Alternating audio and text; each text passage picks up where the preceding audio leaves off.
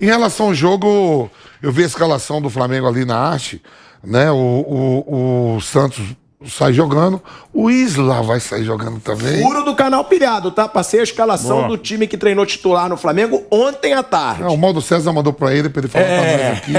Tá tudo em casa, é tudo uma família só. Mas como toda família briga pra cacete. O nosso querido Mauro César mandou pra ele dar a notícia aqui, tudo do canal pilhado. Mas o Mauro Cedinho falou, o chefe da Mimimi. Tá aí a parada aí. Me fala, o repórter, o Bruno sabe, que amava cobrir o clube que ele cobria, certo? Então, qualquer coisinha que surgia sobre aquele clube, ele gritava assim, com uma vozinha meio afinada, mas brilhante. Tipo assim, o Corinthians, era o Corinthians, né? Corinthians é meu, o Corinthians é meu. Só porque ele podia falar a escalação, por exemplo. Então, por isso que eu tô dando risada. E sempre tem uma evolução, né? Que quando eu cheguei aqui na Jovem Pan, chegamos juntos. O Bruno era a turma da cerquinha, né? O Fernando Sampaio falava, agora não, agora é mimimi. Você vê a evolução? Foi bom. Mas você não falou até agora qual treinador pode fazer a diferença. Você falou de afrodescendente, indiano, marroquino. Que mundo é que você tá vivendo? Eu falei que o único cara que caiu de paraquedas, que não sabe que nada vai acontecer, é o Paulo Souza, que pra ele tudo é uma novidade. Pra ele vai ser tudo novo, porque ele nunca viu. O Abel Ferreira já tá indo pro seu terceiro brasileiro. Já sabe o que é o Maracanã, não é a primeira vez que ele vai lá pegar o Flamengo. E já foi campeão da América lá contra o Santos. Então, quer dizer, eu falei que o Paulo Souza, pra ele tudo vai ser... Ele vai ver aquela atmosfera toda, torcida lotada. Ele não sabe nem o grau de rivalidade que se tem nos últimos anos. Ele sabe, é estudioso. Não, vai viver, Maurício, agora. Viver ele vai viver, mas que sabe. Não, porque assim, ó, o Gabigol, Cheirinho, música, o Felipe Melo quando tava.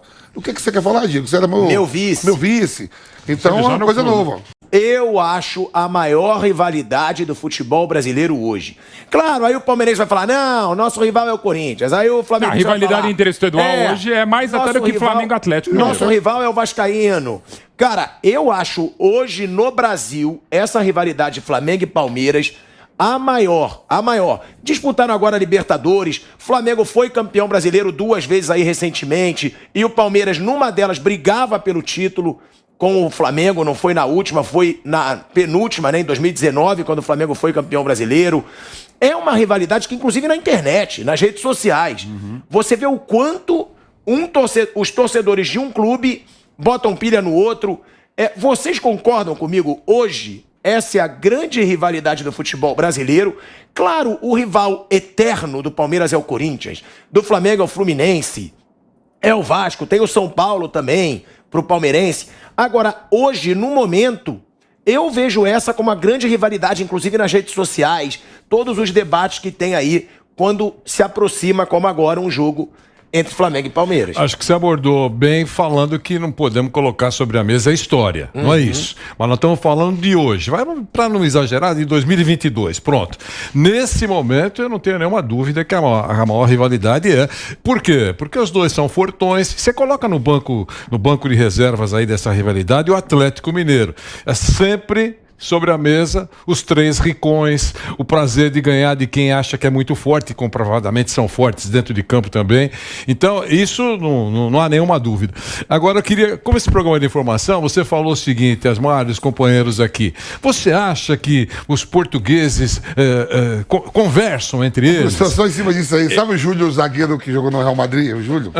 Ele tá aqui escutando aí e falou, ó, avisa aí a bancada que os portugueses falam assim, come até picanha junto. Eu tô falando. Júlio, aquele abraço aí, zagueiro do Real Madrid. Deixa eu só fazer a pergunta aí para ter essa afirmação. Vocês acham que os dois portugueses, Paulo Souza e Jorge Jesus, conversaram recentemente? Essa é uma pergunta, porque coloquei 2 portugueses aí nessa conversa aí. Eu acho que não conversaram, porque se conversassem, no mínimo o professor Jorge Jesus, que eu sei que não desembarcou, me disseram que ainda não, mas não viria para o Carnaval, sabendo que não é muito legal a presença dele nesse momento no Brasil. Depende, sabia? Dependendo da relação dos dois, eu acho que o Paulo Souza pode ter ligado pra ele pra saber como é que é o Flamengo. Então, porque tem que saber a relação dos dois. Exato. Se você quer bem informado no Flamengo, não tem essa certeza? Isso eu não sei. Então, eu não tenho também, mas eu acho que não houve conversa. Acho que não houve conversa. Mas, de qualquer maneira, esse é só um ponto, né? Você concorda? Porque eu banco aqui. Pra mim, hoje é Flamengo e Palmeiras, a maior rivalidade do Brasil. O Galo, claro, tá surgindo. O Galo é o atual campeão brasileiro, atual campeão da Copa do Brasil. Mas Flamengo e Palmeiras já vem há mais tempo. E outra, sempre foram rivais, até porque torcidas organizadas, uma tem união com a do rival e vice-versa. E agora essa rivalidade aumentou. Eu acho a maior do Brasil, pergunto pra vocês, só complementando o que o Vanderlei falou, são 131 jogos, sim, do Abel Ferreira pelo Palmeiras, 72 vitórias, 29 empates e 30 derrotas, Bruno. Eu concordo, sim. Acho que é a maior rivalidade do momento. Porque há uma mudança de algumas coisas, assim. O futebol ele é dividido em vários momentos. Eu diria que o momento que a gente está vivendo hoje, ele começa mais ou menos em 2016, 2017. Né? O Palmeiras e o Flamengo se organizam, aí os resultados começam a aparecer ali para 2016, 2017. Em 2016 o Palmeiras é campeão brasileiro. O Flamengo, em certo momento, parecia que poderia brigar com o Palmeiras. Teve até um jogo aqui em São Paulo que foi 1-1, que ali muitos diziam, se o Flamengo ganhar esse jogo ainda dá. Foi um jogo até que o Flamengo teve o Márcio Araújo expulso no primeiro tempo, enfim. E depois, nos outros anos, o Palmeiras e o Flamengo seguiram em cima, né? Outros times até brigaram com eles. Em 17, o Corinthians foi campeão. O Santos chegou em final de Libertadores, foi vice de um brasileiro. E agora, mais recentemente, o Atlético. Mas o Atlético, nesse período de 16 para cá, ele entrou na briga para valer dos grandes títulos no ano passado e ganhou 2.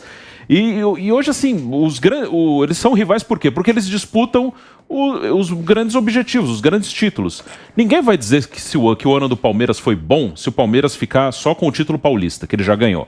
Se o Palmeiras não ganhar nem Libertadores, nem Brasileiro, nem Copa do Brasil, vai ficar aquela coisa, poderia ser melhor. Pode dizer que não foi horrível, mas se não ganhar nenhum... Como aconteceu com o Flamengo ano passado. O Flamengo foi campeão carioca e da Supercopa. E como o Palmeiras já ganhou a Recopa esse ano. Mas o que vai determinar é o Brasileiro, a Libertadores principalmente, e também a Copa do Brasil, mas primeiro o Brasileiro e Libertadores. E hoje os times que brigam por Brasileiro e Libertadores são esses, Palmeiras, Flamengo, agora o Atlético entrando, mas desde 2016, 2017, o Palmeiras e o Flamengo vêm nessa briga, né? Então, pra mim sim, tem a rivalidade regional, mas teve aquele Fla-Flu, que o Flamengo perdeu, até o Flamengo tem perdido bastante pro Fluminense, mas perdeu a final do Carioca.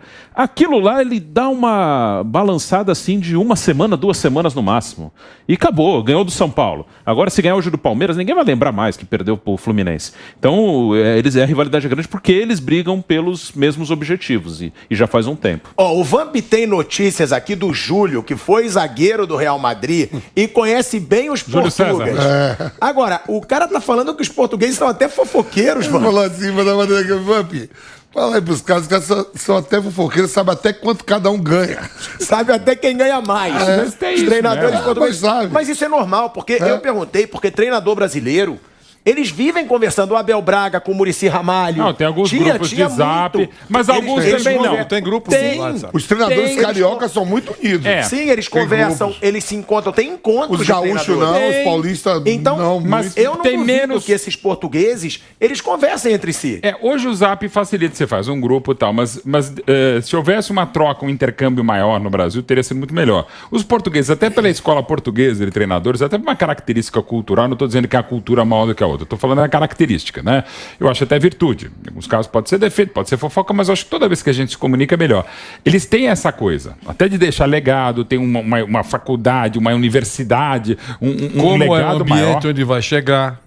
Também. E se você for característica pensar... do pai de 10 milhões para o pai de mais de 210 milhões. E se você for pensar, a geração do Paulo Souza é parecida com a do Abel Ferreira, lógico, não é? um pouco mais velho só. O Abel Ferreira também foi jogador em Portugal, também. o Paulo Souza Excelente foi jogador em Portugal. Melhor. Então, realmente, eles devem Do se falar. Botafogo, eu esqueci Eles o nome. devem se Como é o conhecer. nome do Botafogo? Luiz Castro. Também tá lá, 2 vindo no Rio. Pode se encontrar. Pode, A gente ou vai- pode não se encontrar. Enfim, É. também ninguém é obrigado. Assim, quando eu falo, e você sabe que você viveu lá, por exemplo, isso lá desde os anos 80, quando era no Kuwait, Arábia Saudita mais, evidentemente se fazia uma comunidade de, sobretudo, treinadores, preparadores de goleiros, preparadores físicos, porque eles se juntavam mais aqui. Aqui é um pouco mais espaçado, teve pandemia também, mas agora acho que as coisas vão se entendendo e é de cada um também. Falando nos treinadores, a gente vai colocar aí na tela os números de cada treinador, o Paulo Souza pelo Flamengo e o Abel Ferreira pelo Palmeiras. Olha aí, ó, a gente vai colocar aí pra vocês. O Boni deve estar colocando. Aí, ó.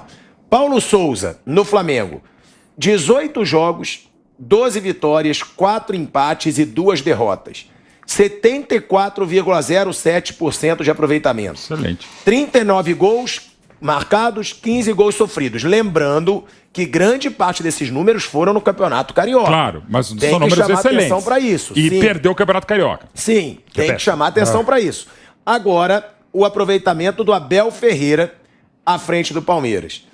131 jogos, 72 vitórias, 29 empates, 30 derrotas, 62,35% de aproveitamento.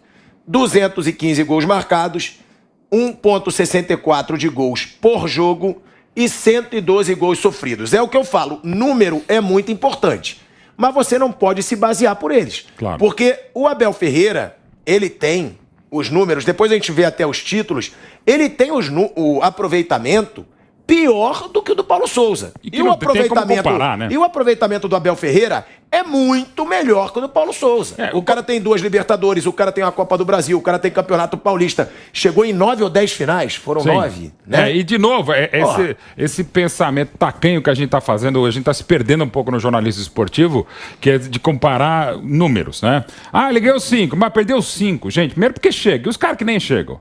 É que nem falar, o Pelé só ganhou 10 paulistas e disputou 18. E o Brasil, que jogou todas as Copas e só ganhou 5. E o Rogério Ceni, que adianta fazer 150 gols se ele tomou mais de 1000. A gente tá num pensamento tacanho, torturando as estatísticas para chegar à nossa tese, que é terrível. A gente só tá olhando o lado ruim. Gente, vamos falar o que ele fez. Então ele conseguiu mais do que se imaginava. Agora o Paulo é o início de trabalho e é muito bem colocado por você. É o estadual, que aliás ele perdeu.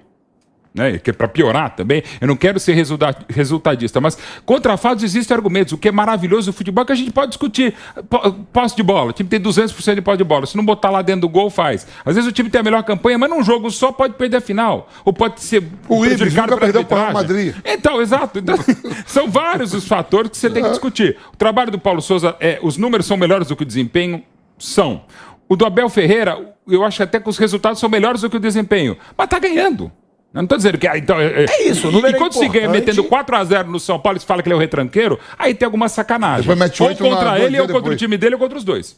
E nem esse negócio de uniões de treinadores, eu no final de carreira tive a oportunidade de jogar no Kuwait, né? E lá tinha o Duílio, que foi zagueiro do Fluminense, campeão brasileiro de 84. Curitiba também. Treinador do Cadizia, que é o rival do Kuwait, o time que eu jogava. E tinha os outros times menores. Aí eu reuni os brasileiros tudo, professor. Eu morava num apartamento grandão, que morava o Denis Marques, foi embora. E eu vendi os brasileiros tudo. E rivais. Eu falava assim, gente, ó, já passou aqui Parreira, já passou Zagallo, já passou Filipão. Brasileiro pra caramba. Não consertou o futebol árabe. Vamos a gente, todo mundo se ajudar aqui. Amanhã ou depois, Duílio, você me recebe lá no Rio com dinheiro. Eu posso receber vocês em São Paulo, na Bahia, porque aqui a gente vai ganhar o dinheiro e fazer o nosso. Quando ia pro jogo, o pau quebrava. É isso aí.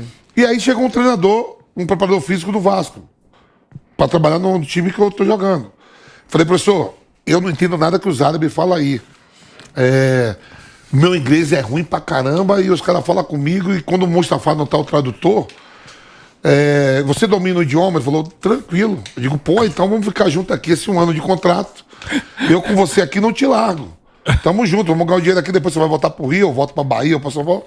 Beleza, o primeiro treino que teve, professor, vamos pro aquecimento, ele começou a alongar o time, né? Ele começou 1, 2, 3, 4, 5. Eu falei, você não falou que fala inglês? Ele falou, sem contar até 3. Eu digo, pelo amor de Deus. Pô, no alongamento ele tá aqui 1, 2, 3, 4, 5. Olha. Não, eles entenderam, é a linguagem universal do futebol. Isso aí foi verdade, a mesma coisa. Os caras portugueses podem se reunir no Rio de Janeiro e dizer, não, beleza, vamos jantar, vamos comer, fazer um bacalhau aqui, mas quando o bicho pegar, que nem vai pegar hoje, meu irmão, quero fazer o meu de melhor se ele tiver que perder a cabeça dele. Mas isso vai... Mas você acha que o Paulo Souza, ele já tá livre de pressão depois do jogo contra o São Paulo? Ou não? Ou o jogo de hoje, por exemplo? Porque, como disse Mauro César, Jorginho 30 ainda vai chegar. Então, há 2 semanas atrás aqui, a gente tava o quê? Há uma semana atrás, mais ou menos, né? A gente tava o quê aqui? Torcida do Flamengo invade, CT, o São Paulo toma uma virada histórica do Palmeiras, campeão. Olha como mudou a fita toda. A área do Palmeiras fazendo festa. E o Corinthians é líder do brasileiro. Né? E o Corinthians é líder do brasileiro. Ameaçado o Cássio, a família do William. Assim, de novo, a gente tem que combater essas ameaças, mas entender cada qualquer 3 dias, resultado. Não, e cada 3 dias não, porque é jogar terça, jogar quinta, esse calendário absurdo do futebol brasileiro. E de novo a gente pega o que fez o Liverpool ontem contra o United e o que fez maravilhosa a torcida do Liverpool. Falando em rivalidades e respeito, esperamos que isso aconteça. O que foi feito ontem no minuto 7, em homenagem ao CR7, que perdeu uma das filhas gêmeas, a torcida do... gente, a rivalidade... Eu não vi o jogo, ele Liverpool. jogou, Mauro? Eu não vi. Não, ele não jogou. jogou. Não jogou e aos 7 minutos de homenagem ao 7, a torcida do Liverpool cantou You Never Walk Alone. E é a maior rivalidade da É a Inglaterra. maior rivalidade da Inglaterra, é uma das histórica, maiores do Liverpool e mundo, United. uma das maiores do planeta de cidades diferentes. humano, né? né? Não Pô, misturaram temos que- as coisas. Não misturaram as bolas e não é porque estavam a 0 e seria outra goleada, não. É porque é um respeito, né? Eu não estou falando que eles são melhores que respeitam mais, mas eu gostaria de ver esse respeito mais vezes no futebol brasileiro, como lamentavelmente a gente só viu na União pela Dor, pela Chapecoense. Então que a gente não precisa de nenhuma tragédia pra gente Ao se unir ponto mais pra- e para evitar outras Uma tragédias coisa que como eu essa. senti falta foi apoio. Vai vou lá. te passar a palavra. 12h31, break na Rádio Jovem Pan. Seguimos na TV e no YouTube, hein? Fala, Então, Bruno. uma coisa que até dentro disso que eu senti falta, que não foi a primeira vez e eu também não esperava, né? Mas eu acho que deveria acontecer. De um apoio de todos os outros jogadores dos outros clubes aos jogadores do Corinthians e do Flamengo, naquela semana que tiveram ameaças, CT, carro quebrado. Isso falta, isso realmente, essa noção. E mesmo que você queira ser egoísta, não, eu vou apoiar porque amanhã vai ser comigo isso aqui. Então, eu vou apoiar por mim, nem por. O ideal seria, vou ser solidário. O cara é meu companheiro de profissão e está sendo ameaçado. Isso realmente não existe. É meio que assim. Ou até é solidário, só que tem medo de falar. Porque sabe que se falar pode sobrar para ele. Então, há um clima muito pesado aqui no futebol do Brasil. Todo mundo tem um pouco de medo. O jogador tem medo, às vezes, de arriscar uma jogada. O técnico, às vezes, se sente inseguro de fazer uma mudança que ele acha que pode fazer, mas ela é um pouco fora do comum. Aí ele, não, eu não vou fazer isso, vou fazer o básico do básico. E quando teve uma fala, foi infeliz, que foi do Abel Braga, Sim, né? foi. Quando teve Foi uma terrível, fala, foi terrível. foi lá Muito no mal, Abelão, Fluminense muito mal. e que foi infeliz do Abel Braga, lembrança do nosso Coquinho que tá aqui no ponto. Que aconteceu com ele no aeroporto quando voltou do Paraguai, um pouco antes daquilo, né? Ele também foi ameaçado, assim, enfim, foi cercado.